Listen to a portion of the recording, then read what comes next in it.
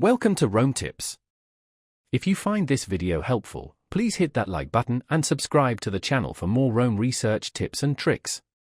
All the links mentioned in this overview are down in the description below. This video reflects my personal experience using the tool. Today, we're taking a quick look at Southern Finance, found at southernfinance.co.za. While it's not specifically a Rome research tool, it's important to remember that managing your finances effectively can free up more mental space and time to focus on your knowledge management system, including Rome.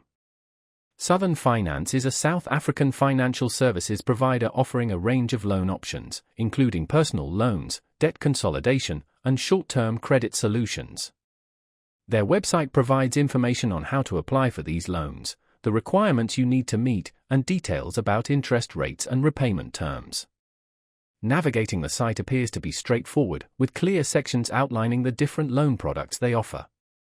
Potential borrowers can also access calculators to estimate loan repayments and get a better understanding of the financial implications.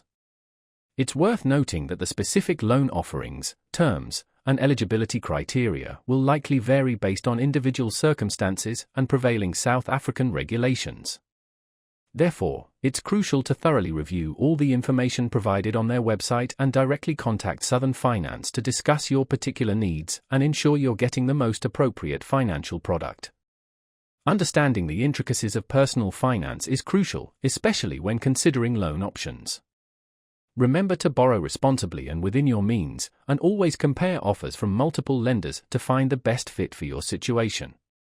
While Southern Finance might be a useful resource for those seeking financial assistance in South Africa, it's always recommended to conduct your own research and due diligence before making any financial decisions. This discussion serves as an overview and isn't financial advice. Please consult with a qualified financial advisor for personalized guidance.